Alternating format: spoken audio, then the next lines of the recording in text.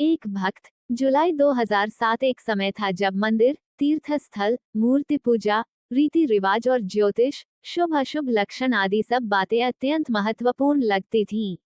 किंतु गुरुजी से मिलने के बाद ये सब अर्थहीन हो गया है। अपने अनुभवों का वर्णन करने से पूर्व मैं सबको बताना चाहती हूँ कि गुरुजी के यहाँ होने से हम सब कितने अनुग्रहित हैं। गुरुजी कोई जादूगर, पुरोहित या स्वामी नहीं हैं।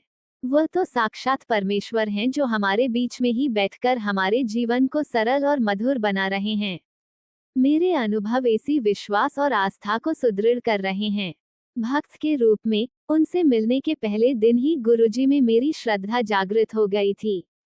उनके आशीर्वाद से ही नवंबर 2000 में मेरा विवाह हुआ। इसके के कुछ दिन बाद ही गुरुजी मुझसे कहने लगे कि वो मुझे पुत्र देंगे।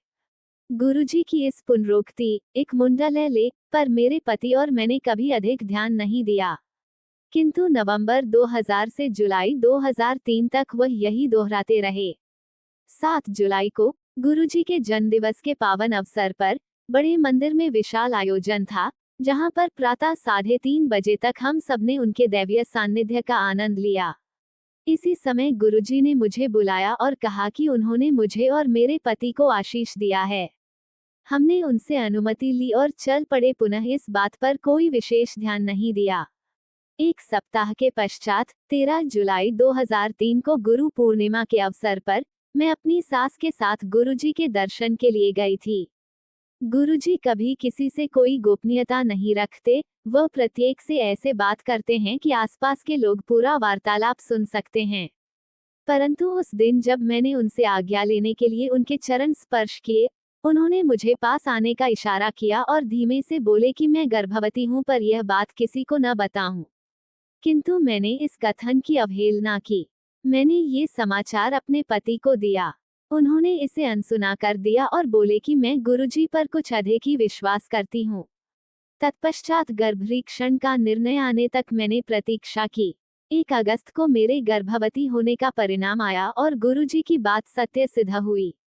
विचारणीय है कि मनुष्य होने के कारण हम अपना संयम खो बैठते हैं और स्वयं अपनी नजरों में गिर जाते हैं। गुरुजी से कुछ आशा कर तुरंत उसकी पूर्ति होने की आकांक्षा करते हैं। परंतु मेरी स्थिति देखिए। 3 लंबे वर्षों तक गुरुजी मुझे संतान सुख का आशीष दोहराते रहे। इस बीच एक बार भी मैंने ये प्रश्न नहीं किया, नहीं यह बात कभी मन में उभरी कि इतने लंबे अंतराल तक उनकी पुनरोक्ति के बावजूद ये क्यों नहीं हो रहा है।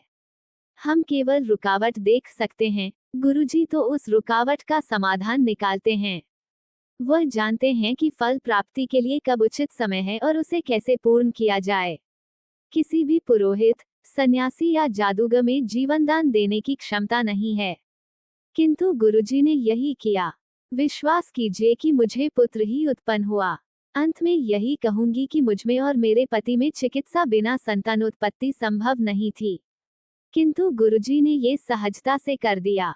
प्रत्येक भक्त को 100% आस्था के साथ शब्द का मात्र एक शब्द या पंक्ति कई दिन, सप्ताह, मास या वर्षों तक एक ही कारण के लिए दोहराना पड़ सकता है।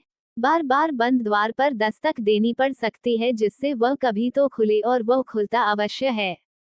एक भक्त। जुलाई 2007 एक भक्त। जुलाई 2007 हालांकि हमारे विवाह को कुछ समय हो चला था, हमारी कोई संतान नहीं थी।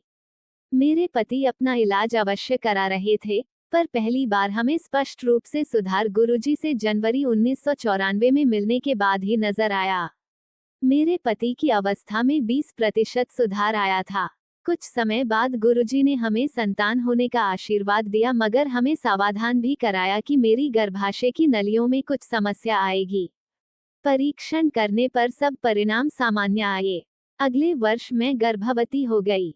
गुरुजी ने मुझे जो कहा था, उसे ध्यान में रखते हुए मैंने चिकित्सकों से निवेदन कर अपने सब परीक्षण कराए। अल्ट्रासाउंड विशेषज्ञों ने गर्भाशय में कोई असामान्यता नहीं देखी, परंतु कुछ दिन बाद उन्होंने पाया कि बच्चे के विकास की गति बहुत धीरे थी और डीएनसी की सलाह दी। डीएनसी के 10 दिन बाद मुझे पेट में बहुत दर्द हुआ। मुझे स्त्रीरोग विशेषज्ञ के पास ले जाया गया, जहां पता लगा कि मुझे ट्यूबुलर प्रेगनेंसी है और एक नली फट चुकी। थी और दूसरी में छेद हो गया था। फिर गुरुजी की कृपा से 2000 में मैं फिर से गर्भवती हुई, विवाह के 6 वर्ष बाद, और एक सुंदर बच्ची को जन्म दिया। मुझे सुबह 5 बजे लेबर पेन्स शुरू हो गए, पर दोपहर 12 बजे तक भी बच्ची सीधी नहीं हुई थी। यह एक सिजेरियन केस होने वाला था। तभी यह भी पता लगा कि अम्बिलिकल कॉर्ड बच्चे के गले में फंसा हुआ था। हमने गुरुजी से पूछा तो उन्होंने हमें इंतजार करने को कहा। रात 9 बजे बच्चे ने पलटी ली और मेरी नॉर्मल डिलीवरी हुई। गुरुजी की कृपा से सब ठीक ठाक हो गया। ये चमत्कार सिर्फ गुरुजी ही कर सकते थे और इसके लिए मैं उनकी हार्दिक आभारी हूँ। एक भक्त जुलाई 2007। एक भक्त जुलाई 2007। अपने गुरु की महानता का वर्णन करने का मुझमें सामर्थ्य नहीं है, क्योंकि मात्र शब्द उनकी अद्वितीय दिव्यता के लिए अपर्याप्त हैं। तथापि उनकी आज्ञा से, आदर और प्रेम से भरे कुछ शब्दों में उन्होंने अपनी कृपा से हमें कैसे धन्य करा है, यह अनुभव आपके साथ बांट रही हूँ। जीवन के अस्तित्व का मार्ग मोक्ष प्राप्ति की कामना के समान है। जो अपने जीवन की बागडोर अपने गुरु को समर्पित कर देते हैं, उनके लिए ये सरल हो जाता है। वास्तव में हम मार्गदर्शक न होकर केवल अनुयायी हैं। मेरा जन्म एक जट सिख परिवार में हुआ था। मेरे परिवार में आनंद, सुख, समृद्धि, शिक्षा और अनुशासन किसी का अभाव नहीं था। अपने बचपन से मैं अपने दादा से बहुत प्रभावित रही हूँ, जो सदा धर्म और ईश्वर में विश्वास रखते आए हैं। शनया शनया एक गुरु की महिमा प्राप्त करने का विचार मेरे मन में घर कर गया। मेरा विवाह भी एक जट सिख परिवार में हुआ। मेरे पति 3 कन्याओं के बाद परिवार में आए थे। इस कारण उन्हें अत्यधिक स्नेह प्राप्त हुआ और उनकी आदतें बिगड़ गईं। उनकी सब मांगें पूरी कर दी जाती थी। मद्यपान उनकी सबसे बड़ी समस्या थी, जिसके कारण वह परिवार की उपेक्षा करते थे और स्वयं कोई उत्तरदायित्व उठाने को तैयार नहीं थे। हर लड़की का स्वप्न सुखी दाम्पत्य जीवन होता है और मैं कोई अपवाद नहीं थी। पर जब परिवार का पालक ही नशे में डूबा रहे, किसी के वश में कुछ नहीं रहता, रोज की छोटी मोटी समस्याएं भी अजेय लगती हैं। कंधों पर परिवार का बोझा और मेरी दुखी अवस्था ने शीघ्र ही मेरा जीवन नर्क बना दिया। उन्हीं दिनों मेरे दादा घर आए। मेरे अंदर ठहरा हुआ दुखों का बांध मानो टूट गया और उन्हें विश्वास हो गया कि मेरी सहायता होनी चाहिए। मैंने भीगी आंखों से उन्हें बताया कि मुझे पूर्ण गुरु की आवश्यकता है। हम अपने नश्वर शरीर और मन के लगातार प्रयत्नों से भी गुरु के पास नहीं पहुंच सकते जब तक हम उनके निर्देशित मार्ग पर चलने को तत्पर नहीं हैं। ऐसी अवस्था आने पर गुरु स्वयं हमें अपने समीप बुलाने का सहज मार्ग निकाल लेते हैं। कुछ समय के बाद मेरी माँ मुझे गुरुजी के पास ले गईं। गुरुजी के यहाँ पहुँचते ही मुझे गुलाब पुष्पों की सुगंध आई। उन्हें देखकर मेरी आंखों में पानी भर गया। अगले कुछ घंटों, जब तक मैं वहां पर बैठी रही, मेरी आंखों से निरंतर अश्रु प्रवाहित होते रहे। उस पहले दर्शन के बाद जब भी मेरी गुरुजी से भेंट होती थी, मैं अपनी भावनाओं पर नियंत्रण नहीं रख पाती थी। हर दर्शन के समय मुझे शांति की प्राप्ति होती थी, पर क्यों यह मेरी तुच्छ बुद्धि की समझ में कभी नहीं आया। संभवतः मेरे आंसू मेरी अंतरात्मा को स्वच्छ कर रहे थे। इस बीच मेरे पति ने और अधिक मद्यपान करना शुरू कर दिया। वो अपने उत्तरदायित्व को बिल्कुल भूलकर पैसे जल की भांति बहाने लगे। मैंने उनको गुरुजी के बारे में बताकर उनके पास चलने को कहा, पर उन्होंने मेरा परिहास करते हुए कहा कि ऐसे गुरु तो सैकड़ों मिल जाते हैं और मुझे रूढ़िवादी की उपाधि से विभूषित कर दिया। साथ ही मेरा गुरुजी के दर्शन करने का भी अनुमोदन नहीं किया। नवंबर 1999 के आसपास उनका संयुक्त राष्ट्र की ओर से लेबनान स्थानांतरण हो गया। वहां पर उनकी नशे की आदत बढ़कर और गंभीर हो गई और उसी समय उनको यकृत सूत्र रोग लिवर सिरोसिस से पीड़ित घोषित किया गया। मेरे ऊपर तो दुखों का पहाड़ टूट पड़ा। चिकित्सक के अनुसार उनके यकृत ने काम करना बंद कर दिया था और बता दिया कि अगले 2 वर्षों में उन्हें दूसरे यकृत की आवश्यकता पड़ेगी। इतने कम समय में किसी दाता को ढूंढना असंभव सा था। ऐसा दानी मिलने पर भी उसका व्यय अत्यधिक होता और शल्य चिकित्सा के परिणाम सफल होने की संभावना भी अति कम थी। चिकित्सक ने उन्हें कह दिया था कि मद्य की एक बूंद भी उनके लिए घातक सिद्ध हो सकती है। इस बीच मेरे अभिभावक गुरुजी के पास जाकर उनके स्वास्थ्य लाभ की कामना करते रहे।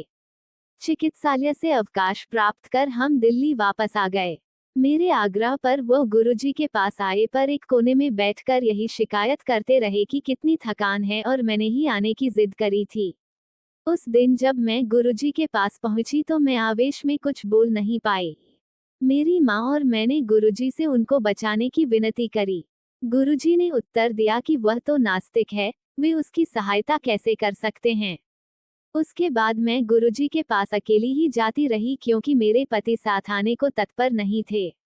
एक रात गुरुजी के यहाँ से वापस आने पर मैं गहरी नींद में सो रही थी, जब अचानक जोर से मेरे कमरे में वायु का झोंका आया। भय के कारण मैं बिस्तरे पर उठकर बैठ गई और आंखें बंद कर अपनी प्रार्थना करने लगी। मुझे अंधेरे को चीरते श्वेत प्रकाश का आभास हुआ, जो मेरे मस्तक तक आ रहा था। उस श्वेत प्रकाश के मध्य में गुरुजी की आकृति थी। उन्होंने कहा कि वह अब मेरे पति को ठीक करेंगे। अगले 15-20 मिनट तक शल्य कक्षों के समान गंध आती रही। उसके बाद जब सब साफ हो गया तो गुरुजी ने कहा कि उन्होंने मेरे पति को स्वस्थ कर दिया है। उसके बाद मैं सो गई।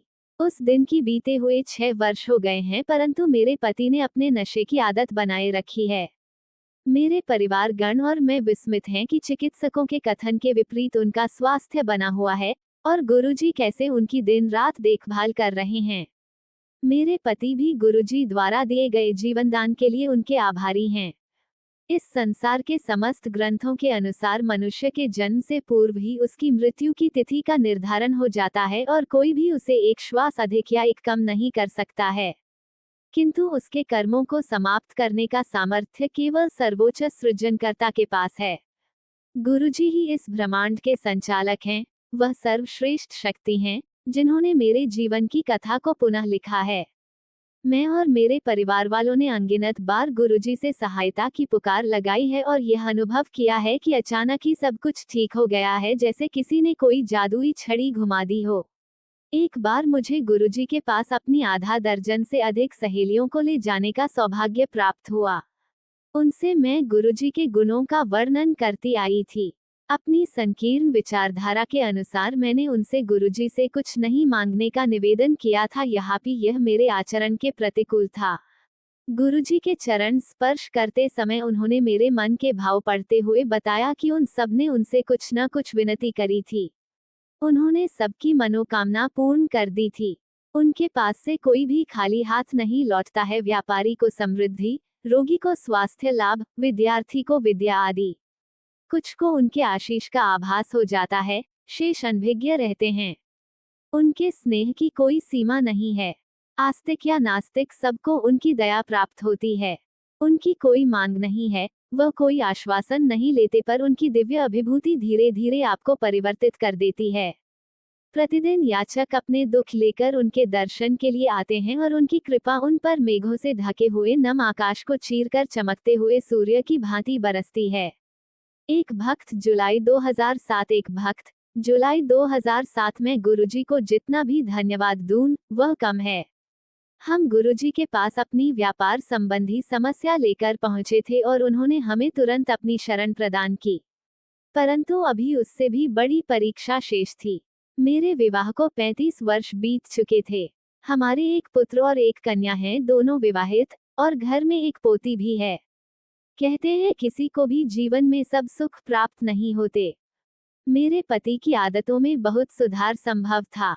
वह जीवन को आनंदपूर्वक जीना चाहकर भी परिवार के किसी उत्तरदायित्व को लेने को तैयार नहीं थे।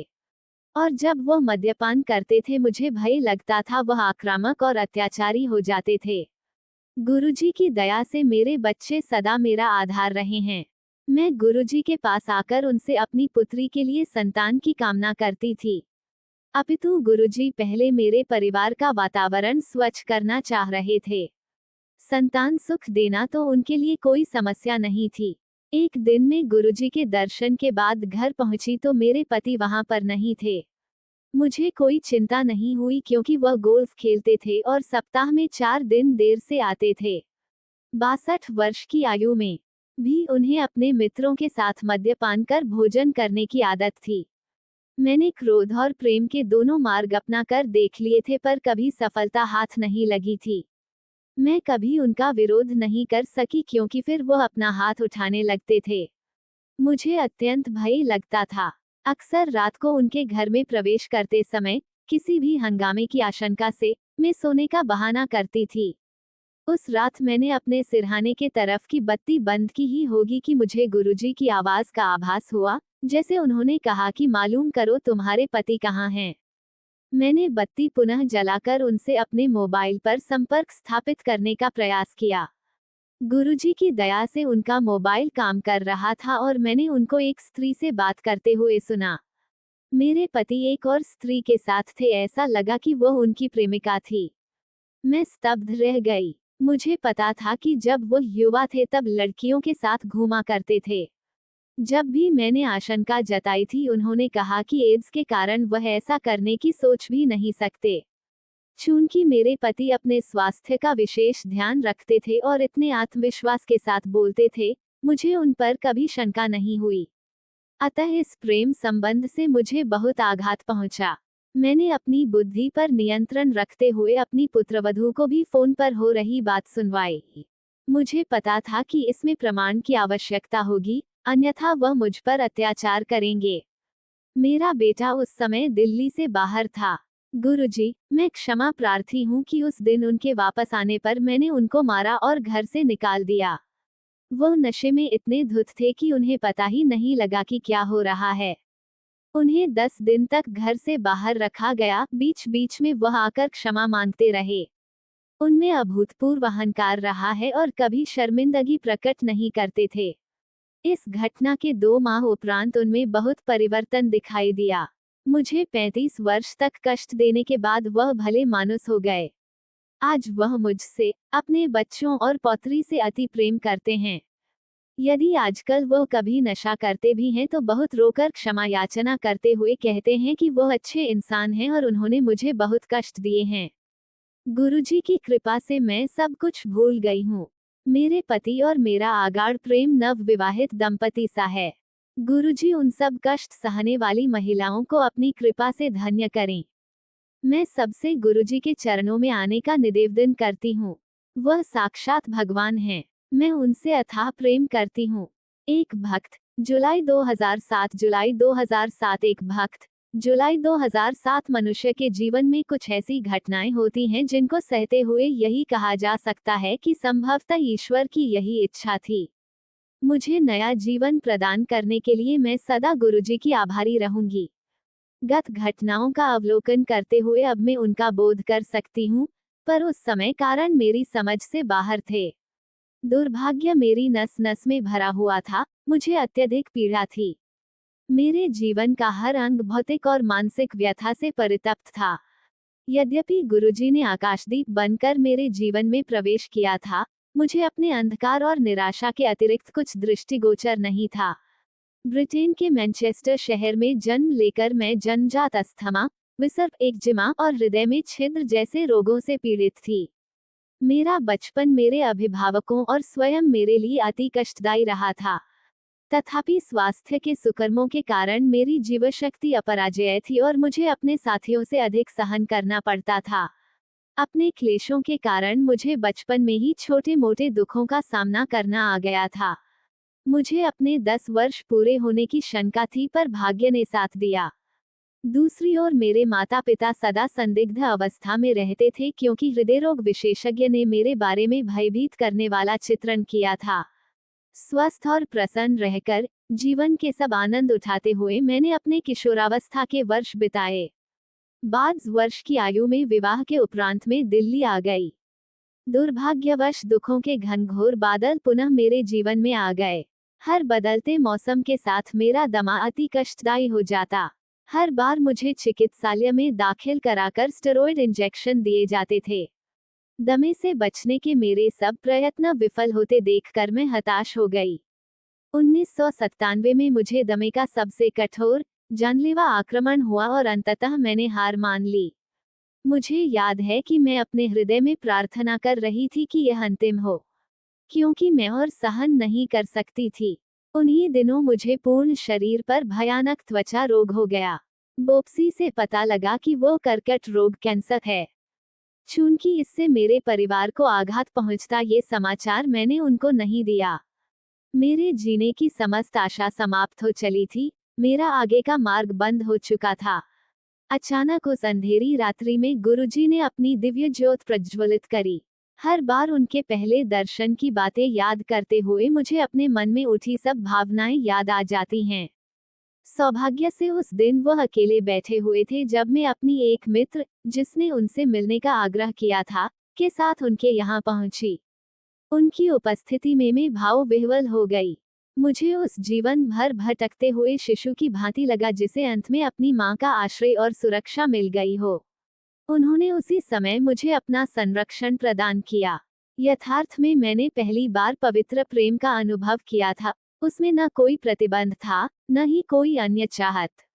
मुझे घर के सदस्य की भांति उन्होंने प्रतिदिन संगत में आने को कहा। मौसम चाहे जैसा भी हो, मैं संगत में पहुंचकर उनके अनगिनत भक्तों में बैठ जाती थी। उन दिनों मुझे असहनीय वेदना रहती थी, मेरी त्वचा से रक्त और पीप पस का स्त्राव बना रहता था। मानसिक रूप से विचलित होने के कारण मुझे समूह में घुटन भी होती थी। जैसे जैसे समय बीतता गया गुरुजी ने दया कर मेरा आंतरिक परिवर्तन आरंभ कर दिया। मेरे मन से द्वेष और वैर के भाव समाप्त हो गए और मैंने अपनी इस दशा से समझौता करना सीख लिया। क्योंकि अब मैंने उसे स्वीकार कर लिया था, मैं उस अवस्था में भी संतुष्ट थी। रोग समाप्त हो जाएंगे, ऐसा विश्वास मुझे नहीं था। मात्र गुरुजी का साथ और उनकी ऊर्जा को ग्रहण कर मेरी अंतःशक्ति बढ़ गई। मुझे इससे अधिक आशा भी नहीं थी। मुझे शांति मिल गई थी। उनके सानिध्य में डूबते हुए मुझे आत्मिक जागरण का आभास होने लगा। मुझे उनसे ऐसा प्रेम प्राप्त होता था जिसका मैंने पहले कभी आनंद नहीं लिया था। उनका प्रेम ऐसा पवित्र और पावन था जिसका कहीं कोई पर्याय नहीं मिल सकता। बिना किसी नागा के, हर संध्या को, मैं उनकी ओर प्राकृतिक सहजता से खींची चली जाती थी। उस महत्वपूर्ण दिन उन्होंने सामने अपने पास बुलाया और पंजाबी में कहा जिससे मैं अनभिज्ञ थी कि उन्होंने मुझे नींबू की भांति निचोड़ दिया है और अब वह मेरा रोग दूर करेंगे।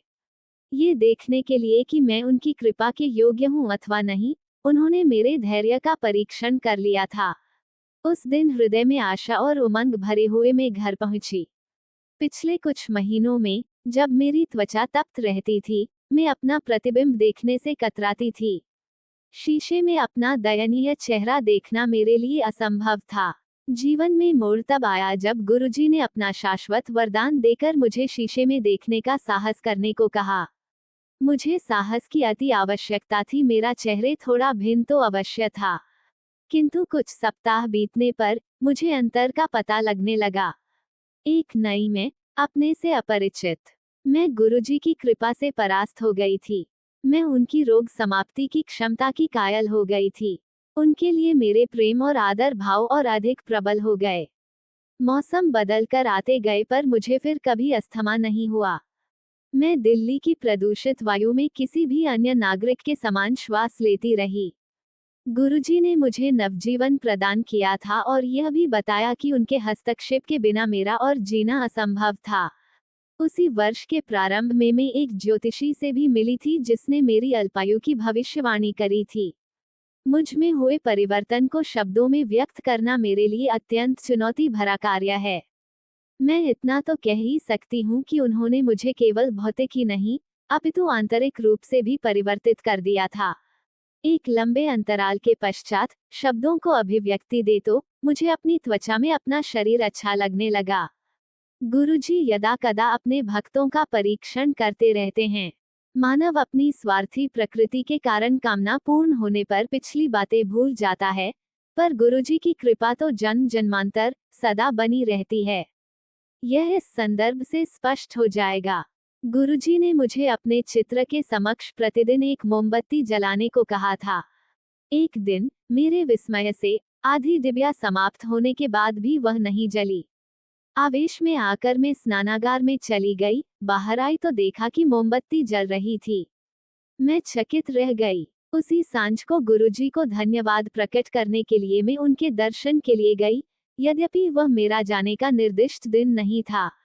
मैं जैसे ही उनके चरण स्पर्श करने के लिए झुकी, उन्होंने धीमे से अपनी दयालु आवाज में प्रश्न किया कि अंत में मोमबत्ती जली या नहीं। तब मुझे आभास हुआ कि मैं उनसे दूर हो रही थी, वह तो सदा मेरे साथ थे। मैं उनकी हार्दिक आभारी हूँ और हर क्षण उनकी कृतज्ञ रहकर जीवन व्यतीत करना चाहूंगी। एक भक्त जुलाई 2007। एक भक्त जुलाई 2007। किसी भी स्पष्ट कारण के अभाव में जब मेरा कॉलेज जाने वाला बेटा डिप्रेशन में चला गया तो मुझे बहुत दुख हुआ। मैं चूर चूर हो गई थी। हमने कई विशेषज्ञों की राय ली और फिर मुझे गुरुजी की याद आई, जिनके बारे में मैंने अपनी बेटी से सुना था। मेरी बेटी की एक सहेली का परिवार गुरुजी के पास जाते थे। उस सहेली की माँ हमारा गुरुजी से परिचय कराने के लिए मान गईं। उन्होंने हमें बार बार यह आश्वासन दिया कि सब कुछ पहले जैसा हो जाएगा और मेरे बेटे का 1 साल व्यर्थ भी नहीं जाएगा, गुरुजी सब ठीक कर देंगे। मैं तो अपने बेटे को स्वस्थ देखना चाहती थी। कॉलेज में 1 साल का नुकसान होना उस वक्त हमारे लिए मायने नहीं रखता था। जब हमने गुरुजी के पहली बार दर्शन किए तो वे बहुत दयालु और ध्यान रखने वाले प्रतीत हुए। जब उन्होंने कहा कि सब ठीक हो जाएगा तो मैं निश्चिंत हो गई। गुरुजी की कृपा से मेरे बेटे की हालत में धीरे धीरे लेकिन नियमित रूप से सुधार होना शुरू हुआ। चिकित्सकों की सलाह के विरुद्ध मेरे बेटे ने निर्धारित समय पर अपनी आधी परीक्षाएं दी। उसके कॉलेज के अधिकारियों ने उसे 1 महीने के बाद शेष परीक्षाएं देने की आज्ञा भी दे दी। फलस्वरूप वह सब में अच्छे नंबर लेकर पास हुआ। परमात्मा और गुरुजी की कृपा से मेरा बेटा 1 महीने में पूरी तरह से स्वस्थ हो गया। अब वो खुशी खुशी हॉस्टल में रह रहा है और अपनी पढ़ाई कर रहा है। उसकी डिप्रेशन की अवस्था अब एक बुरे सपने की तरह लगती है। गुरुजी से मिलने के बाद मुझे लगता है कि मेरे पूरे परिवार को गुरुजी का आशीर्वाद मिला है और हम बहुत सुरक्षित महसूस करते हैं। मैं गुरुजी की कृपा के लिए सदा ही कृतज्ञ रहूंगी। वह वास्तव में ईश्वर के दूत हैं। एक भक्त जुलाई 2007। एक भक्त अप्रैल 2008। गुरुजी पृथ्वी पर मानव रूप में भगवान हैं। वह एक दिव्य आत्मा है। वह आपकी नकारात्मक भावनाएं हटाकर आपका हृदय इंसानियत के लिए निर्मल प्रेम से भर देते हैं। वह आपकी चेतना को उच्चतम स्तर तक ले जा सकते हैं। परंतु पहली बार जब मुझे 13 अप्रैल 2006 को गुरुजी के दर्शन हुए तो मैंने ऐसा कुछ नहीं महसूस किया। प्रारंभ में मैं संशय में थी क्योंकि आजकल धर्म के नाम पर छल होता है। कोई ऐसा जो हमारी तरह ही लगता हो और मानव रूप में हो, उन पर विश्वास और आत्मसमर्पण करना बहुत मुश्किल है। मेरा माँ दुर्गा में पक्का विश्वास है और श्लोक या मंत्र पढ़ना, जो कुछ भी मैं थोड़ी बहुत भगवान की पूजा करती हूँ, वो माँ दुर्गा की करती हूँ। जब मैंने एम्पायर स्टेट जाना शुरू किया, संगत से मैं गुरुजी को भगवान शिव का अवतार बताते हुए सुनती, पर मुझे ऐसी कोई भावना नहीं महसूस होती। मेरा बस इतना मानना था कि गुरुजी ने हमें एक बहुत अच्छा मंच मुहैया कराया है जहां हम ध्यान लगा सकते थे और गुरुजी के सत्कर्म, अच्छे कर्म जो जागृत श्रेष्ठता की ओर ले जाते हैं, की सकारात्मक ऊर्जा से अलंकृत हो सकते थे। मैं एम्पायर स्टेट नियमित रूप से आती रही लेकिन मेरे विचारों में कोई बदलाव नहीं आया। यद्यपि मेरे अंदर बहुत सकारात्मक बदलाव आए, मैंने इनका संबंध कभी भी गुरुजी से नहीं जोड़ा। मेरे अहंकारपूर्ण दिमाग ने मुझे ये सोचने पर विवश किया कि मेरे ध्यान लगाने के वजह से ये बदलाव आए थे। एम्पायर स्टेट आने के करीब 2.5 महीने बाद एक रात मैंने एक सपना देखा। एम्पायर स्टेट में बैठक की व्यवस्था में मैंने परिवर्तन देखा। हॉल 3 हिस्सों में बंटा हुआ था, जैसा वैष्णो देवी के मेन हॉल में होता है। संगत दाईं और बाईं ओर दीवार के साथ बैठी हुई थी और गुरुजी की ओर उनका आशीर्वाद लेने के लिए जा रही थी, जो हॉल के बीचों बीच बैठे हुए थे। जब मैं वहां पहुंची, गुरुजी ने मुझे हलवा और 2 पूरियां प्रसाद दिया। मैं विह्वल हो गई और जैसे ही गुरुजी का धन्यवाद करने के लिए मैंने ऊपर देखा तो मैं भौंचक्की रह गई। गुरुजी के आसन पर माँ दुर्गा बैठी हुई थी और उसी समय वो गुरुजी में परिवर्तित हो गईं। तब मुझे ये बात समझ आई कि माँ दुर्गा गुरुजी हैं और गुरुजी माँ दुर्गा हैं। एक भक्त अप्रैल 2008। एक भक्त अगस्त 2008। यह आश्चर्यजनक बात है कि मुझे गुरुजी के दर्शन का बुलावा उसी दिन आया जिस दिन मैंने अपनी 16 वर्ष पुरानी नौकरी से त्यागपत्र दिया। मैं उनसे दिसंबर 2003 में उस वक्त मिली जब मेरा जीवन दिशाहीन था और मैं कुछ समय से एक असाध्य रोग मल्टीपल स्क्लेरोसिस से ग्रसित थी। मैं गुरुजी के दर्शन करने से लिए एम्स में एक भक्त के घर पर गई। मैं तब गुरुजी के बारे में कुछ ज्यादा नहीं जानती थी। मैंने सोचा कि वह एक आम आदमी की तरह ही हैं जो जीन्स पहनते हैं। मुझे जाने से पूर्व गुरुजी को माथा टिकाऊं, गुरुजी के चरणों में सिर झुकाने को कहा गया, किंतु मेरी चिंता ये थी कि यह माथा टिकाव है क्या। मैं बहुत कम पूजा पाठ करती थी और उस वक्त भी जब मैं माथा टेक रही थी, अपनी माँ के द्वारा कही यह बात याद कर रही थी कि औरत 3 बार आदमी के चरण छूती है। मैंने गुरुजी के चरण एक बार छुए, किंतु मेरे मन में ये दुविधा बनी रही कि मुझे 2 बार और चरण छूने चाहिए या रुक जाना चाहिए, और मैं एक बार में ही लौट गई। मुझे एक भक्त, जो कि हमारे विद्यालय में अभिभावक शिक्षक संघ पेरेंट टीचर एसोसिएशन में थे, उनसे गुरुजी ने कहा कि मुझे दर्शन के लिए आना है। वह भक्त हमारे विद्यालय के लिए बहुत सारा काम कर चुके थे, विशेषकर कंप्यूटर विभाग के लिए। मुझे बड़े मंदिर आने के लिए कहा गया, जहां पर गुरुजी ने मुझ पर कृपा की। मुझे तांबे के लोटे का पानी पीने को कहा और चावल खाने को भी मना किया। गुरुजी को पहले ही पता था कि मैं पढ़ाती थी। जब मैं दोबारा गुरुजी के पास गई, तब गुरुजी ने मुझसे मेरी नौकरी के बारे में पूछा। मैंने तुरंत जवाब दिया कि मैं नौकरी करती थी। फिर मैंने खुद को ठीक करते हुए कहा कि मैंने नौकरी छोड़ दी है। उन्होंने कहा, तो क्या, घर से काम शुरू कर। इस बात को स्वीकारने में कि गुरुजी ने मुझे नई राह दिखा दी, मुझे थोड़ा वक्त लगा। मैंने नौकरी क्यों छोड़ी? ये कहानी की शुरुआत 1997 में हुई, जब छाओं की वार्षिक परीक्षाएं चल रही थी। एक दिन मैं विद्यालय की बस से उतर रही थी, जब मैंने महसूस किया कि किसी ने मेरे सिर पर हल्के से वार किया और कुछ तरल सी चीज मेरे सिर के अंदर से कुछ समय तक बाहर आई। लेकिन सब ठीक रहा और मैं अपना काम ठीक तरह से कर रही थी। जब मैं घर लौट रही थी, तब मुझे पहला झटका लगा जब मैंने रास्ते में एक कार दूसरी के ऊपर देखी। फिर घर के शौचालय में मुझे 2 बाल्टियां दिखी, जबकि मुझे पता था कि वहां पर एक ही बाल्टी थी। मैंने अपने पिताजी को, जो कि पेशे से एक डॉक्टर थे, यह बात बताई। मेरे पिताजी, डॉक्टर माथुर, मुझे एमआरआई के लिए ले गए, जिससे पता चला कि मुझे मल्टीपल स्क्लेरोसिस था। एक ऐसा रोग जिसका कई डॉक्टरों को पता ही नहीं और जिसका पूरी दुनिया में कोई इलाज नहीं है। उसके बाद चिकित्सीय जांच, अस्पताल में रहना, ड्रिप और बार बार काम से छुट्टी का सिलसिला शुरू हो गया। मल्टीपल स्क्लेरोसिस एक तेजी से फैलने वाली बीमारी है और डॉक्टर सिर्फ इसके घात को रोकने का प्रयास कर सकते हैं। इसकी वजह से मुझे अपनी नौकरी छोड़नी पड़ी। मुझे विकलांग कुर्सी और शरीर के दोनों तरफ आलंबन लगाने पड़ते थे। मेरी दृष्टि, भाषा और लेखन सब रोग से प्रभावित हो गए थे। इस पर भी मैं खुश थी। इस बात के लिए मैं गुरुजी की आभारी हूँ। मेरे मन में अपार शांति है, इसके लिए भी गुरुजी का धन्यवाद करती हूँ। मैं कई धार्मिक कार्यक्रम देखती हूँ और पता नहीं उनके द्वारा कैसे मेरे सवालों के जवाब मिल जाते हैं। मैंने अब कुछ बच्चों को घर पर ही पढ़ाना आरंभ कर दिया है। अब मैं भाग्य और भगवान पर अटूट विश्वास करने लगी हूँ। अब मैं एक बिल्कुल परिवर्तित शख्सियत हूँ। एक भक्त अगस्त 2008, एक भक्त अप्रैल 2012। एक प्रतिष्ठित विश्वविद्यालय से स्नातक होने के 6 महीने बाद मुझे पूरा विश्वास था कि मुझे अपने गृहनगर में आसानी से नौकरी मिल जाएगी। हालांकि मुझे बार बार अस्वीकृति मिली और मेरा मनोबल पूरी तरह से टूट गया। उस समय मेरी दादी और एक दोस्त ने मुझे गुरुजी के सत्संग में आने के लिए प्रोत्साहित किया, जो हर सोमवार को एक भक्त के घर में होता था। मुझे गुरुओं और पंडितों की पूजा करने में हिचकिचाहट होती थी।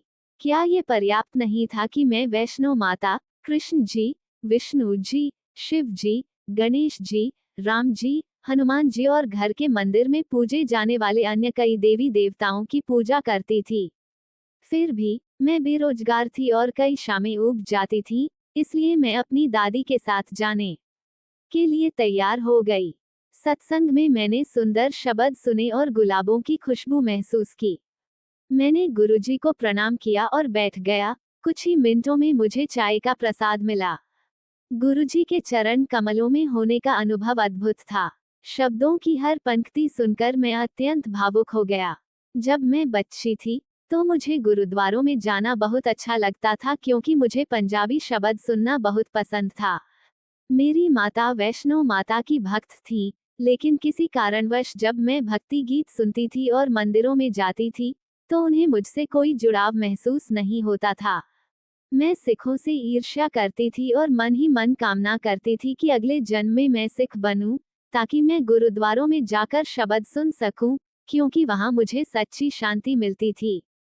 सत्संग में बैठे हुए ये विचार फिर से मेरे मन में आए और मुझे गुरुजी के प्रति हार्दिक कृतज्ञता महसूस हुई कि उन्होंने मुझे शब्द सुनने के लिए जीवन भर इंतजार नहीं करवाया। मैंने ईश्वर के सामने सिर झुकाया। उस दिन से ही मुझे गुरुजी के आशीर्वाद का लाभ मिल रहा है। मुझे याद है कि नौकरी न मिलने से मैं कितना निराश था। मैंने अपना रिज्यूमे हर जगह भेजा था और इंटरव्यू के इंतजार के अलावा मेरे पास कोई चारा नहीं था। एक सोमवार की सुबह मुझे संगत की एक आंटी की कही बात याद आई। उन्होंने कहा था कि भक्तों को गुरुजी से कुछ नहीं मांगना चाहिए, लेकिन अगर हम उनसे नहीं मांगेंगे तो फिर किससे मांगेंगे। उन्होंने कहा था, वे हमारे माता पिता हैं और हम उनकी संतान हैं। बच्चे सिर्फ अपने माता पिता से ही कुछ मांग सकते हैं। इस भक्तिमय सिद्धांत को याद करते ही कुछ ही मिनटों में फोन की घंटी बज उठी। एक प्रतिष्ठित कंपनी ने मुझे कुछ ही घंटों में साक्षात्कार के लिए बुलाया था। उत्साह में डूबे होने के कारण मुझे यह एहसास ही नहीं हुआ कि फोन आने पर मैं गुरुजी के बारे में सोच रहा था। मैं तुरंत साक्षात्कार के लिए पहुंचा, जो बहुत अच्छा रहा। कंपनी ने कुछ ही दिनों में मुझसे संपर्क करने का वादा किया। निश्चिंत होकर मैंने अगले कुछ दिन आराम से बिताए। हालांकि लगभग एक सप्ताह बीत जाने पर भी जब मुझे उनकी ओर से कोई जवाब नहीं मिला, तो मेरी उम्मीद टूटने लगी। एक बार फिर मैंने गुरुजी के बारे में सोचा। मैंने कहा, गुरुजी, बस मुझे बता दीजिए कि जवाब हाँ है या ना। अगर जवाब ना है, तो मैं नौकरी की तलाश फिर से शुरू कर सकता हूँ।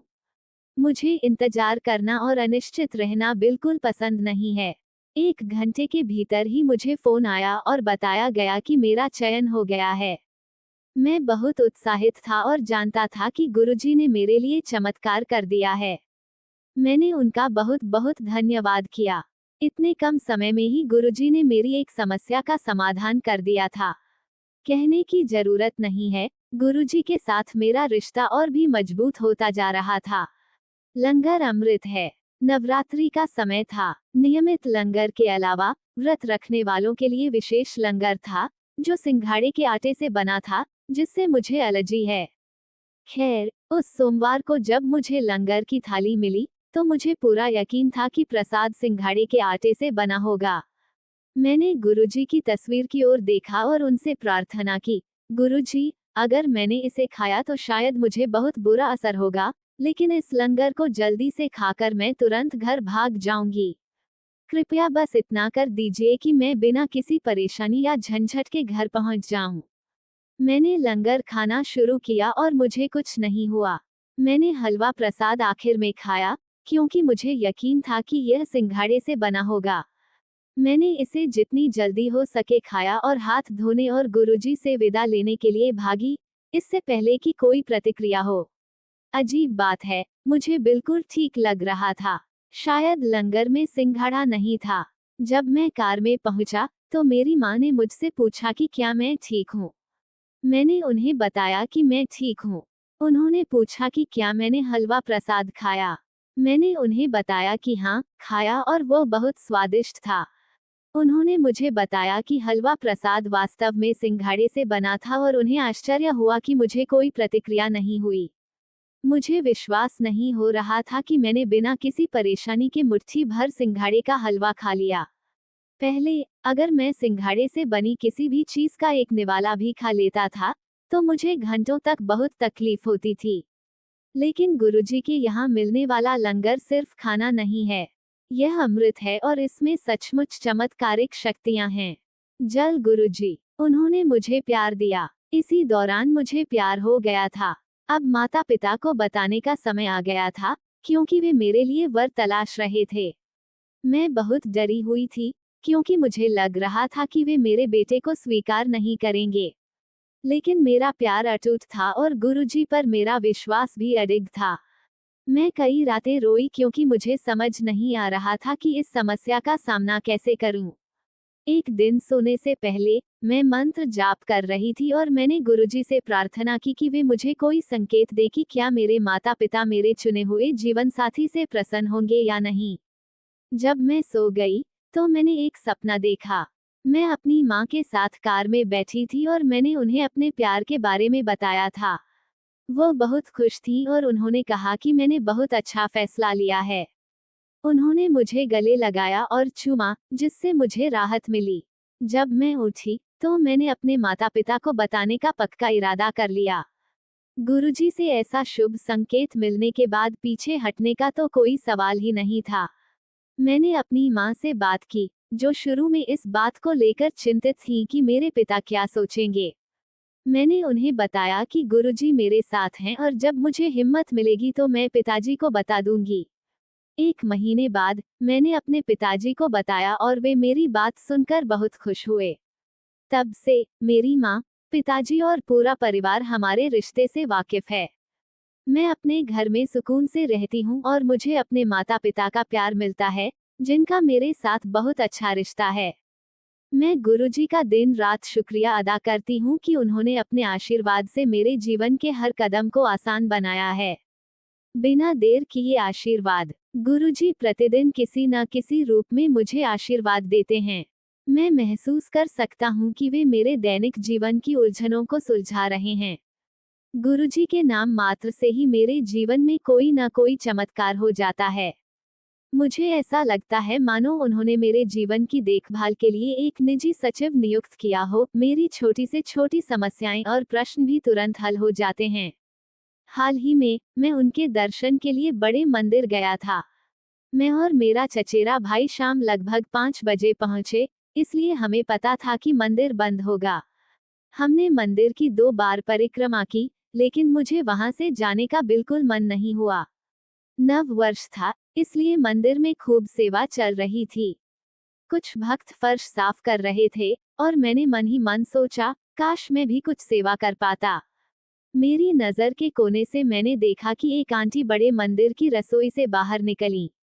उन्होंने मुझे और मेरे चचेरे भाई को देखा और हमें रसोई के अंदर बुलाया। मैं खुशी से रसोई में चला गया। उन्होंने पूछा कि क्या हमारे पास कुछ खाली समय है और क्या हम रसोई में सेवा करना चाहेंगे। मुझे विश्वास नहीं हो रहा था कि कितनी जल्दी गुरुजी अपनी संगत की सुनते हैं। कुछ दिनों बाद जनवरी की पहली तारीख थी और मैं फिर से बड़े मंदिर में था। परिवहन संबंधी कुछ दिक्कतों के कारण मैं और मेरा चचेरा भाई लंगर में नहीं रुक सके। हमने सोचा कि चलो चा प्रसाद खाकर चले जाते हैं। जाने का समय आ गया और हमें अभी तक चा प्रसाद नहीं मिला था। बहुत निराश होकर मैंने गुरुजी से विदा ली और बाहर जाने लगा। मैंने एक सेवादार को चा प्रसाद से भरी थाली लिए देखा, इसलिए मैं उसके पास गया और पूछा कि क्या मैं और मेरा चचेरा भाई थोड़ा सा ले सकते हैं। उसने कहा कि प्रसाद केवल हॉल में बैठे भक्तों को ही मिलेगा और मुझे वहीं बैठना चाहिए। मैं उसे यह नहीं समझाना चाहता था कि मुझे जाना है, इसलिए निराश होकर मैं बाहर निकलने की ओर चल पड़ा। मेरा दिल टूट गया था और मैं सोच रहा था कि मंदिर में चा प्रसाद न मिलने पर मैंने क्या पाप किया है। इसी विचार के साथ और गुरुजी से क्षमा मांगते हुए मैं बाहर निकला और देखा कि सेवादार चा प्रसाद के 2 गिलास लेकर मेरी ओर आ रहा है। वह मेरे पास आए और मुझे बताया कि मैं और मेरा चचेरा भाई प्रसाद ग्रहण कर सकते हैं। मेरी आंखों में आंसू आ गए, लेकिन मैं मुस्कुराने लगी। गुरुजी मेरे दिल की छोटी से छोटी इच्छा भी सुन लेते हैं। हमेशा के लिए जुड़ा हुआ। गुरुजी के साथ मेरा जो रिश्ता है, उसे शब्दों में बयान करना असंभव है। वे मेरे पिता हैं और मैं उनकी पुत्री, और मुझे ऐसा लगता है कि हमारा ये बंधन कई जन्मों से चला आ रहा है। आखिरकार मुझे ऐसा महसूस हो रहा है जैसे मैं गुरुजी के पास घर लौट आई हूँ। वे मेरे लिए सब कुछ हैं, और मैं उनके साथ एक होने के लिए बेताब हूँ। एक भक्त। अप्रैल 2012। एक भक्त। जुलाई 2007। एक समय था जब मंदिर तीर्थ स्थल, मूर्ति पूजा, रीति रिवाज और ज्योतिष, शुभ बुरे शकुनों में विश्वास, इन सब का कोई न कोई महत्व था। गुरुजी से मिलने के बाद से ये सब मेरे लिए अर्थहीन हो गए हैं। अपने अनुभव साझा करने से पहले मैं सभी को ये बताना चाहूंगा कि हम कितने सौभाग्यशाली हैं कि हमें अपने गुरुजी का साथ मिला है। गुरुजी न तो जादूगर हैं, न पुजारी और न ही स्वामी। वे स्वयं भगवान हैं जो हमारे बीच विराजमान हैं और दिन प्रतिदिन हमारे जीवन को सरल और आनंदमय बना रहे हैं। मेरे अनुभव उनके प्रति मेरी आस्था और अटूट विश्वास को सिद्ध करते हैं। एक भक्त के रूप में गुरुजी से मेरी पहली मुलाकात से ही मेरा उनसे गहरा जुड़ाव हो गया। नवंबर 2000 में गुरुजी के आशीर्वाद से ही मेरा विवाह भी हुआ। विवाह के कुछ समय बाद ही गुरुजी ने मुझे बताना शुरू कर दिया कि वे मुझे पुत्र का आशीर्वाद देंगे। मेरे पति और मैं गुरुजी के उस दोहराए जाने वाले वाक्य एक मुंडाला ले में कभी ज्यादा रुचि नहीं लेते थे, और वे नवंबर 2000 से जुलाई 2003 तक यही कहते रहे। 7 जुलाई, गुरुजी के जन्मदिन के अत्यंत शुभ दिन, बड़े मंदिर में एक विशाल संगति एकत्रित थी, जहां हम सभी सुबह 3:30 बजे तक बैठकर उनकी दिव्य संगति का आनंद लेते रहे। तभी उन्होंने मुझे बुलाया और बताया कि उन्होंने मुझे और मेरे पति को पुत्र का आशीर्वाद दिया है। हम विदा लेकर मंदिर से चले गए। गुरुजी की बातों पर फिर से ध्यान नहीं दिया। एक सप्ताह बाद 13 जुलाई 2003 को गुरु पूर्णिमा थी और मैं अपनी सास के साथ गुरुजी के पास गई। गुरुजी किसी से कुछ नहीं छिपाते, वे हर किसी से खुलकर बात करते हैं। लेकिन उस दिन जैसे ही मैंने विदा लेते हुए उनके चरण स्पर्श किए, उन्होंने मुझे अपने पास बुलाया और मेरे कान में फुसफुसाकर कहा कि मैं गर्भवती हूँ और मुझे ये बात किसी को नहीं बतानी चाहिए। फिर भी मैंने ऐसा किया। मैं घर लौटी और अपने पति को ये खुशखबरी दी। उन्होंने इसे अनसुना कर दिया और कहा कि मैं गुरुजी पर कुछ ज्यादा ही विश्वास करती हूँ। हालांकि मैंने चिकित्सकीय जांच होने तक इंतजार किया कि मैं गर्भवती हूँ या नहीं, और आखिरकार 1 अगस्त को मेरा गर्भावस्था परीक्षण सकारात्मक आया। गुरुजी का आशीर्वाद सच हो गया था। अब असली बात तो यह है, मनुष्य होने के नाते हम धैर्य खो देते हैं और खुद को बहुत बड़ा समझने लगते हैं, क्योंकि अगर हमें गुरुजी से कुछ चाहिए तो वह तुरंत चाहिए। लेकिन मेरा मामला देखिए, गुरुजी पिछले 3 सालों से मुझसे संतान प्राप्ति का आशीर्वाद मांग रहे थे, लेकिन मैंने कभी सवाल नहीं किया या ये सोचा भी नहीं कि अगर वे इतने लंबे समय से कह रहे हैं तो ऐसा क्यों नहीं होता। हम सिर्फ एक सीमा तक ही देख सकते हैं, जबकि गुरुजी उससे कहीं आगे तक देख सकते हैं। उन्हें पता है कि किसी भी काम के लिए सही समय कब होता है और तभी वे उसे पूरा करते हैं। किसी पुजारी, संत या जादूगर के पास जीवन उत्पन्न करने की शक्ति नहीं होती, और गुरुजी ने मेरे लिए ठीक यही किया। और सचमुच मैंने एक बेटे को जन्म दिया, इसमें कोई संदेह नहीं है। अंत में, लेकिन सबसे महत्वपूर्ण बात यह है कि मेरे और मेरे पति के लिए चिकित्सा उपचार के बिना परिवार बसाना संभव नहीं होता, लेकिन गुरुजी ने इसे बिना किसी कठिनाई के संभव बना दिया। प्रत्येक भक्त को दिनों, महीनों और शायद कभी कभी वर्षों तक 100% भक्ति के साथ केवल एक शब्द या शब्द की एक पंक्ति को एक विशेष कारण से दोहराना होता है, एक ही स्थान पर बार बार प्रहार करना ताकि दरवाजा खुल जाए, और वह खुल भी जाता है। एक भक्त जुलाई 2007, एक भक्त अप्रैल 2012। एक सुबह मैंने गुरुजी के आगे माथा टेककर उनकी अनंत कृपा के लिए उनका धन्यवाद किया, जैसे कि मेरी प्रतिदिन की दिनचर्या होती है, और मैं सैर के लिए जाने लगी कि मुझे चक्कर आया और जंगला पकड़कर मुझे खुद को गिरने से बचाना पड़ा। करीब 1 हफ्ते से मैं थोड़ी अस्वस्थ महसूस कर रही थी, किंतु मुझे लगा था कि यह मेरे स्पॉन्डिलाइटिस और घर में काम की अधिकता के कारण हो रहा था, क्योंकि मेरी काम करने वाली लंबी छुट्टी पर गई हुई थी। मैं धीरे धीरे चलकर घर वापस गई और मैंने मिश्री और इलायची प्रसाद खाया जो मुझे गुरुजी से मिला था, और बैठ गई। मैंने कुछ देर के लिए बेहतर लगा, किंतु पुनः मुझे चक्कर आया और मेरा हृदय बैठा जा रहा था। क्योंकि मुझे मधुमेह है, मुझे लगा कि शायद मेरी रक्त शर्करा की मात्रा कम हो गई थी, और मैंने तुरंत नाश्ता किया, लेकिन मेरी बेचैनी फिर भी कम नहीं हुई। मैंने गुरुजी की तस्वीर की ओर देखा तो मुझे ध्यान आया कि मुझे अपनी नब्ज पल्स नापनी चाहिए, और वो 40 प्रति मिनट थी। ईश्वर की कृपा थी कि मेरे पति, जो सामान्यतः गोल्फ खेलने गए होते थे, उस समय घर पर थे और मैंने उनसे अस्पताल ले जाने को कहा और मैं बेहोश हो गई।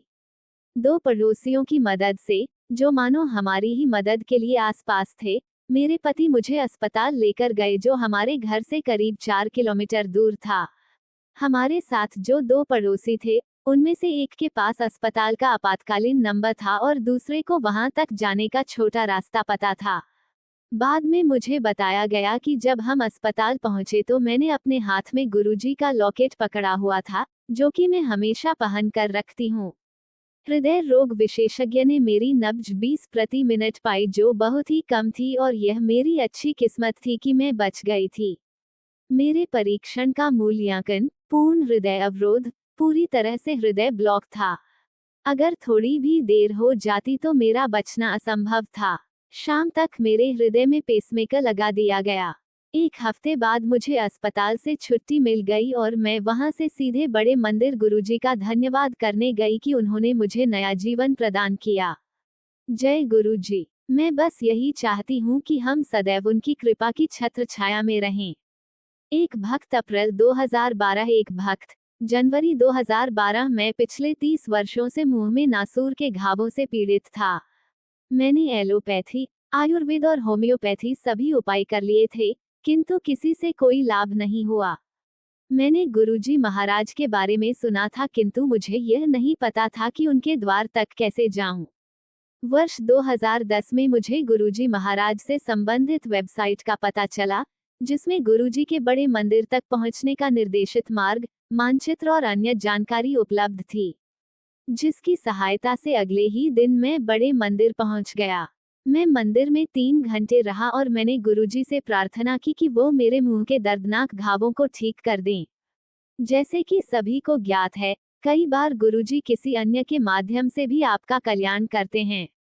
ऐसा ही कुछ मेरा भी अनुभव रहा, जब 2 दिन के उपरांत मैं अपने एक मित्र से मिलने उसके कार्यालय गया। वो किसी अन्य व्यक्ति के साथ बैठा हुआ था, जो मेरे लिए अपरिचित था। जब मेरे मित्र ने मुझे चाय पीने को बोला तो मैंने अपने मुंह के घावों के विषय में बताते हुए चाय पीने से मना कर दिया। ये शायद गुरुजी की इच्छा थी कि मेरे दोस्त के साथ बैठा हुआ वह व्यक्ति एक नेचुरोपैथी औषधि के बारे में जानता था, जिसका उपयोग 1 महीने तक करना था। उसके कहे अनुसार मैंने वो उपचार शुरू कर दिया, और आज मैं बिल्कुल ठीक हूँ, जो कि एक चमत्कार से कम नहीं है। मैं गुरुजी का आभारी हूँ जिन्होंने मुझे ठीक किया। उनके ही आशीर्वाद से मैंने यह औषधि और बहुत से लोगों तक पहुंचाई है जो इसी बीमारी से पीड़ित थे, और वह सभी उससे लाभान्वित भी हुए हैं। जय गुरुजी। एक भक्त, जनवरी 2012। एक भक्त, अक्टूबर 2013। कुछ सप्ताह पहले मैं सुबह एक भयानक सपने के साथ उठी। मैं अपनी बेटी के साथ हाईवे पर गाड़ी चला रही थी, तभी हमारी कार की तेज रफ्तार से टक्कर हो गई और वह पलट गई। सपने में मेरी बेटी के सिर में चोट आई। मैंने अपने पति और खुद को कई डॉक्टरों के साथ उसकी स्थिति पर चर्चा करते हुए देखा।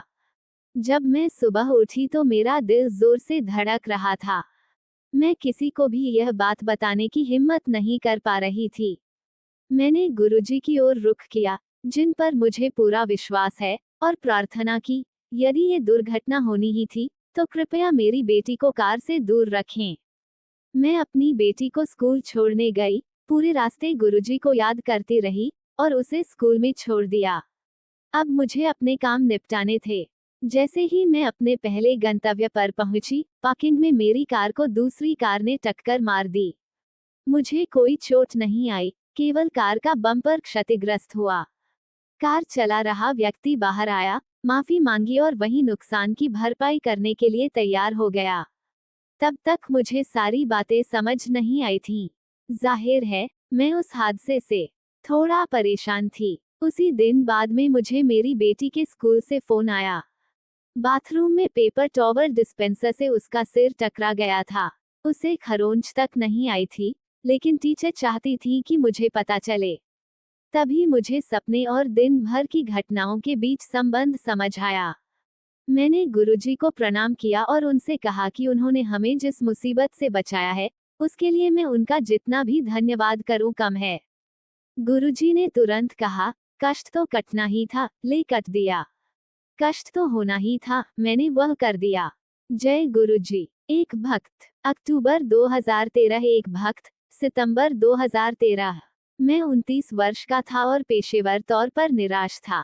मैं लगभग 5 वर्षों से एक संगठन में कार्यरत था और लंबे कार्यकाल के कारण मुझे मनचाहा वेतन नहीं मिल रहा था। साथ ही फरवरी 2012 में मेरी शादी के बाद से मेरे खर्चे भी बढ़ गए थे।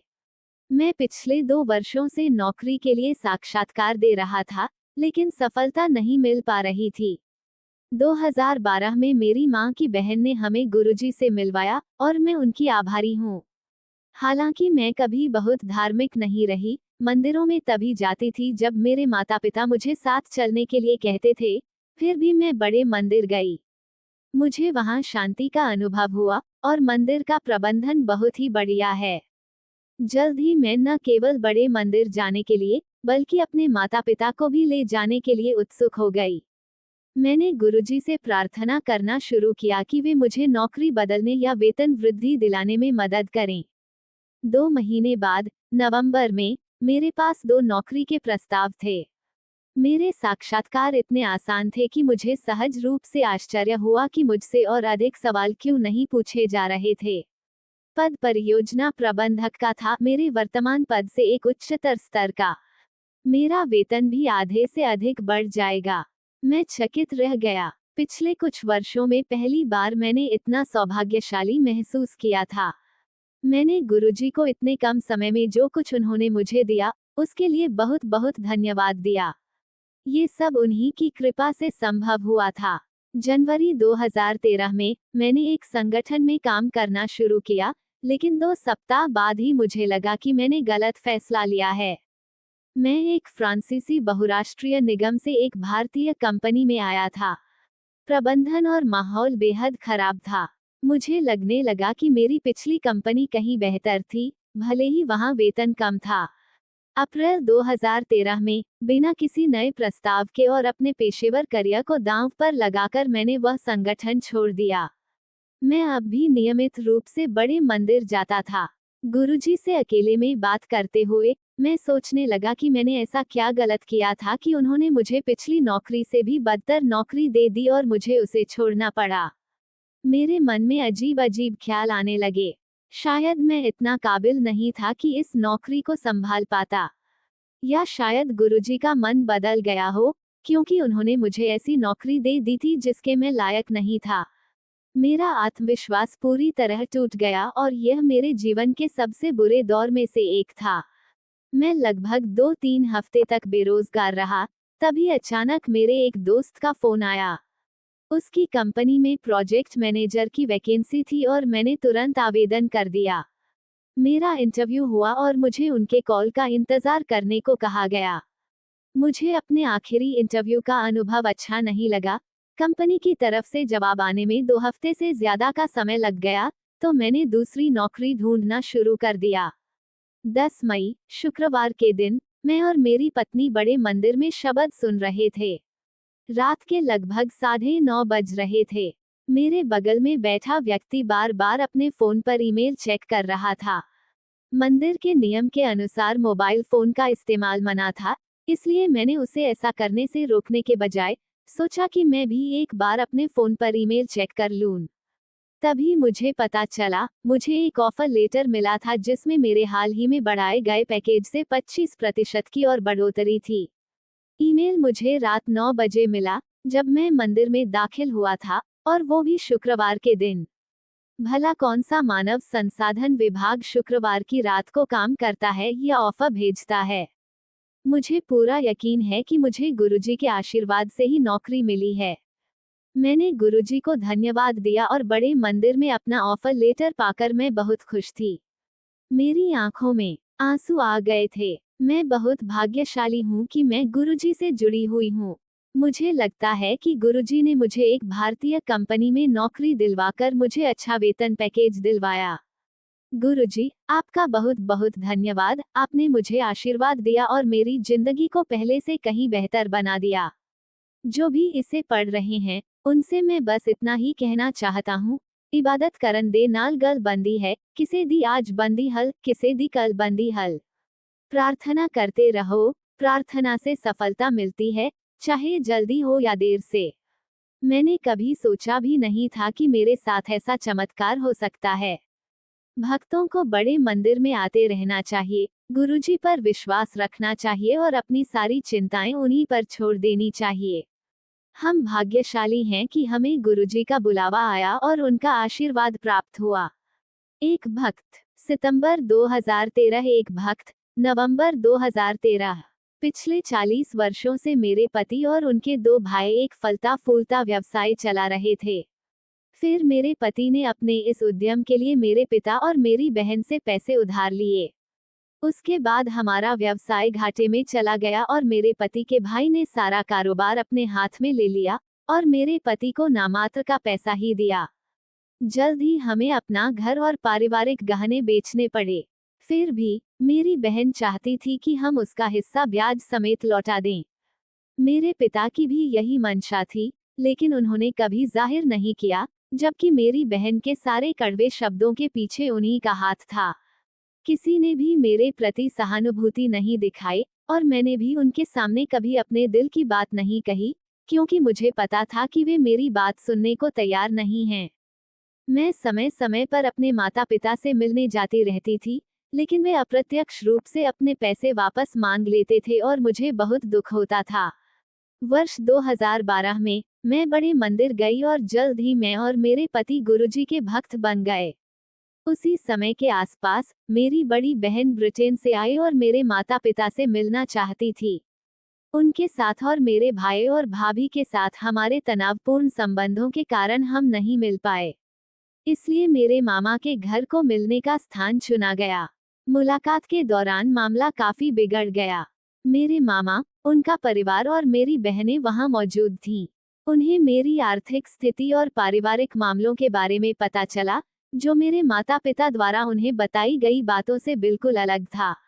गुरुजी की शरण में आने के बाद जो हुआ वह सचमुच एक चमत्कार था। कई वर्षों बाद हम सब मामाजी के घर एकत्रित हुए और सबको समझ आ गया कि मैंने अपने पति की आर्थिक स्थिति के बारे में झूठ नहीं बोला था। मेरे पिता के रवैये से मेरे परिवार वाले स्तब्ध थे। अब वे मेरे साथ हैं और मेरा नाम साफ हो गया है। वर्षों बाद मुझे राहत मिली है। गुरुजी, आपका बहुत बहुत धन्यवाद। एक भक्त, नवंबर 2013। एक भक्त, दिसंबर 2013। मुझे गुरुजी के बारे में पहली बार नवंबर 2011 में मेरी चचेरी बहन अंजना से पता चला, जो पिछले लगभग 8 वर्षों से गुरुजी की भक्त हैं। उसी वर्ष मेरी मां का देहांत हो गया था और मैं उनके अंतिम संस्कार के लिए भारत आई थी। एक साल बाद, नवंबर 2012 में, मेरे पति मेरी मां की पहली पुण्यतिथि के लिए भारत जा रहे थे। मैं नहीं जा सकी क्योंकि बच्चे अमेरिका में स्कूल में थे। जब वह लौट रहा था, तभी कुछ अजीब घटना घटी। खराब मौसम के कारण उनकी फ्लाइट को दूसरे एयरपोर्ट पर डाइवर्ट कर दिया गया और सभी यात्री वहीं फंस गए। सौभाग्य से, चुना गया एयरपोर्ट न्यू जर्सी में हमारे घर के पास था। टैक्सी ने मेरे पति को पिकअप किया और वे जल्द ही घर पहुंच गए। घर के ड्राइववे से मेरे पति ने मुझे मैसेज करके बाहर आने को कहा। मैं बाहर निकली और देखा कि मेरे पति के बगल में एक हंसमुख सज्जन खड़े थे। मेरे पति ने उनका मुझसे परिचय कराया और बताया कि वे विमान के यात्रियों में से एक थे और उन्हें फिलाडेल्फिया, जो मेरे घर से 30 मिनट से भी कम दूरी पर है, जाने के लिए लिफ्ट चाहिए थी। मेरे पति, जो कि मददगार स्वभाव के हैं, ने उन्हें लिफ्ट देने की पेशकश की। वे सज्जन हमें आशीर्वाद देते रहे और इस एहसान के लिए धन्यवाद करते रहे।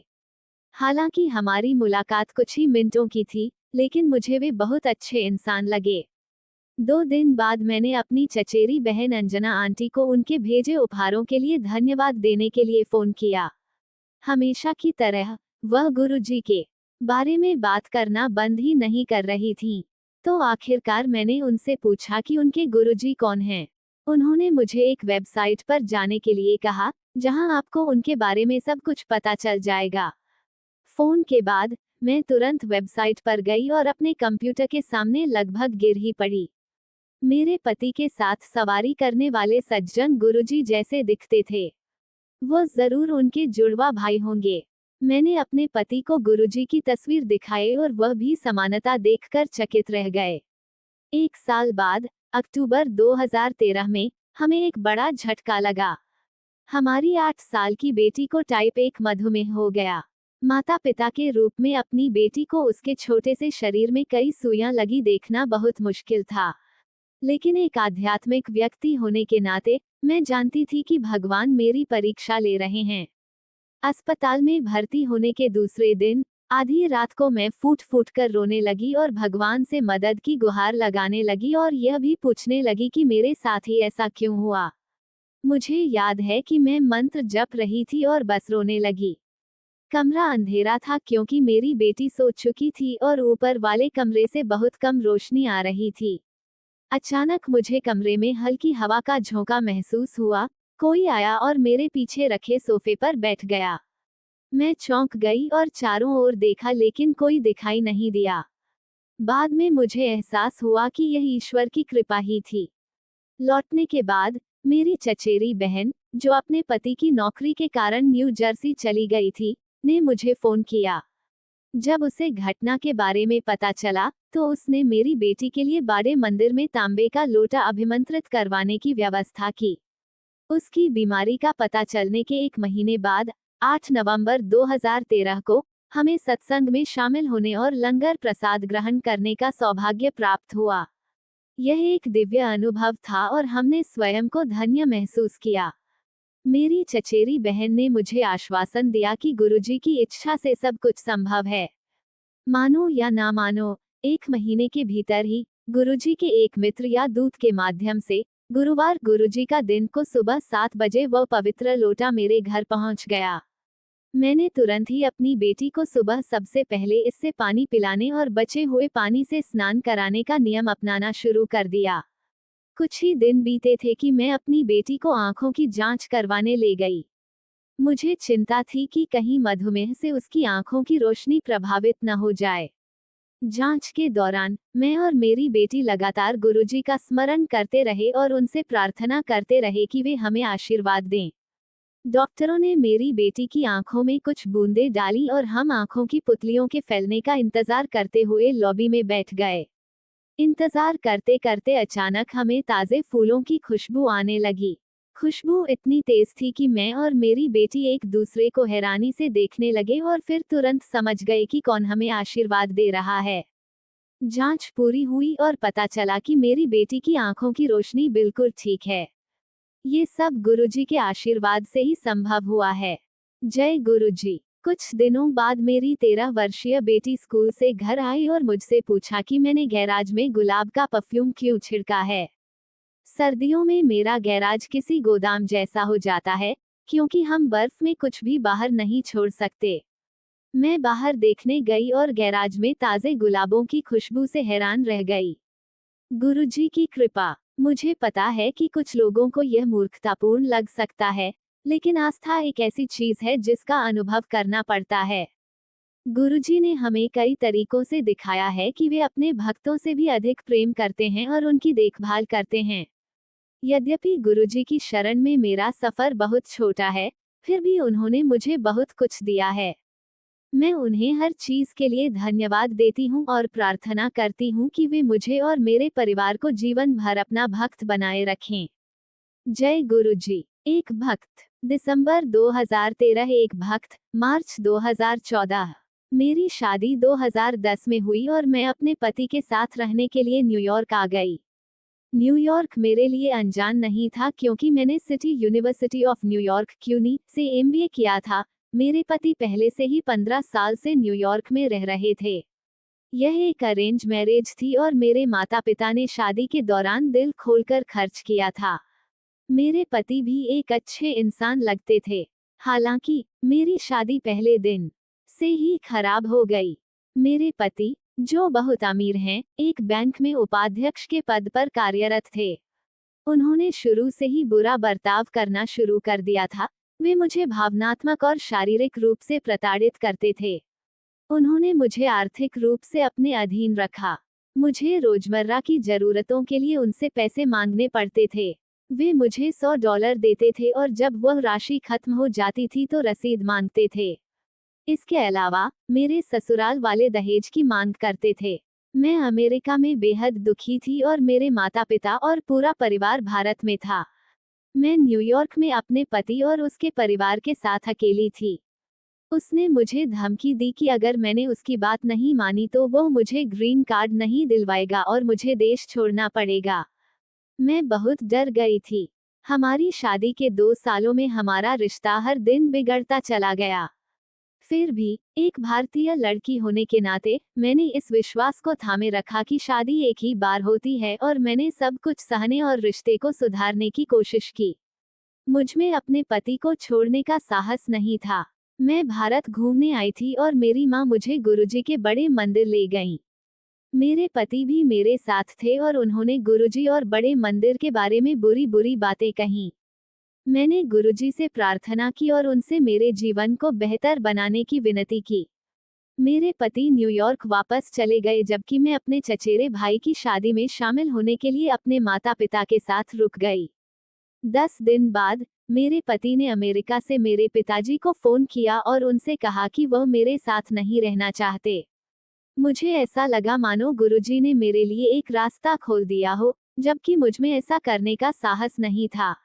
मेरे माता पिता ने उसके साथ न रहने के मेरे फैसले में मेरा साथ दिया। उन्होंने कहा कि वह एक बुरा इंसान था। मैं न्यूयॉर्क वापस आई और तलाक के लिए अर्जी दी। गुरुजी ने मेरी जान बचाई क्योंकि मैं शादी के दौरान अवसादग्रस्त थी और मेरे मन में आत्महत्या के विचार आते थे। और उन्होंने मुझे आत्मनिर्भर बनाया। मुझे एक फॉर्च्यून 500 कंपनी में इंटरव्यू का मौका मिला, लेकिन मेरे पास अनुभव कम था और मुझे उम्मीद नहीं थी। मैंने गुरुजी से इस नौकरी के लिए प्रार्थना की क्योंकि न्यूयॉर्क में मेरा जीवन यापन करना बहुत जरूरी था। अगले ही दिन मुझे नौकरी मिल गई, जिसमें अच्छी तनख्वाह और अन्य लाभ भी थे। अब न्यूयॉर्क में मेरा अपना अपार्टमेंट है। मैं अभी भी तलाक के लिए संघर्ष कर रही हूँ और मुझे पूरी उम्मीद है कि गुरुजी न्याय करेंगे। मैं गुरुजी का जितना भी धन्यवाद करूँ कम है क्योंकि उन्होंने मुझे शक्ति दी और मेरे बुरे समय में हर कदम पर मेरे साथ रहे। जय गुरुजी। एक भक्त। मार्च 2014। एक भक्त। जनवरी 2015। साल 2013 में मेरे माता पिता अपने दोस्तों के साथ बड़े मंदिर गए थे। मैं अमेरिका में रहती हूँ और मेरी माँ ने मुझे फोन पर इसके बारे में बताया। मेरी प्रतिक्रिया नकारात्मक रही और मैं उनसे नाराज हो गई। मैंने उनसे कहा कि वे मुझसे बाबाओं और गुरुओं के बारे में बात न करें। उन्होंने मुझे सलाह दी कि जब भी मेरा मन करे, मैं उनकी वेबसाइट देख सकती हूँ।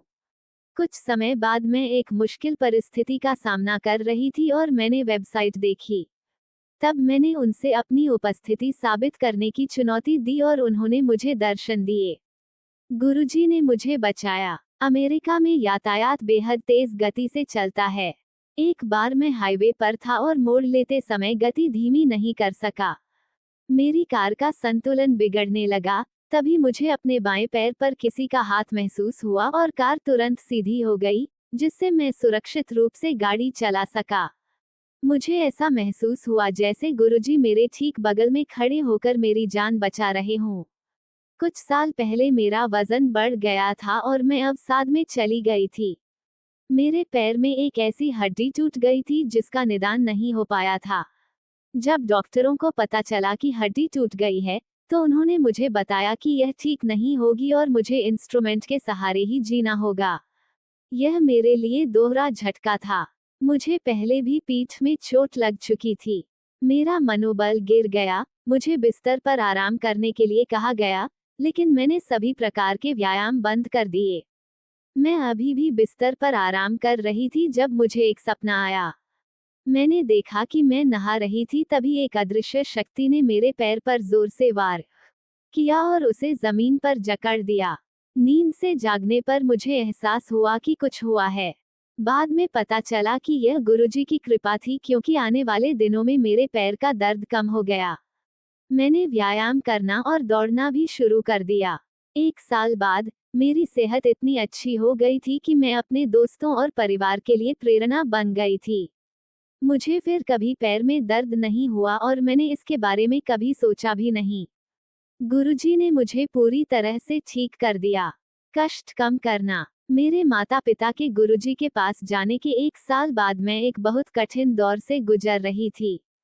मैंने सारी उम्मीद खो दी थी, लेकिन फिर भी मैं हर दिन गुरुजी से कहती रहती थी कि मेरा विश्वास अटूट है और मुझे पता है कि वे इस समय में मेरी मदद करेंगे। गुरुजी ने मेरे कर्मों का पर्दा हटा दिया और मुझे दिखाया कि उनकी कृपा न होती तो क्या होता। एक रात मैंने सपना देखा कि मेरी बेटी को एक भयानक बीमारी हो गई है। मैं उसका नाम भी नहीं बता सकती और मैं इलाज के लिए दर दर भटक रही हूँ। सपना खत्म होते ही गुरुजी ने मुझे दर्शन दिए। उन्होंने बताया कि यह सपना मेरा भाग्य था और मुझे इसकी तुलना अपनी वर्तमान स्थिति से करनी चाहिए। उन्होंने मेरी समस्याओं की गंभीरता कम कर दी थी। उन्होंने मुझसे कहा, काम में काटा देता, तुम्हारा कष्ट कम हो गया है। मैंने गुरुजी को प्रणाम किया और उनसे कहा कि अब से मैं पूरी तरह से उन पर भरोसा रखूंगा और प्रार्थना की कि वे हम पर हमेशा अपनी कृपा बनाए रखें। ईश्वर ने हमेशा हम पर अपनी दृष्टि रखी है। 2014 में जब मैं बड़े मंदिर गई थी, तब मुझे भयानक सिरदर्द हो रहा था। मैं अपनी माँ और पड़ोसियों के साथ कार में थी।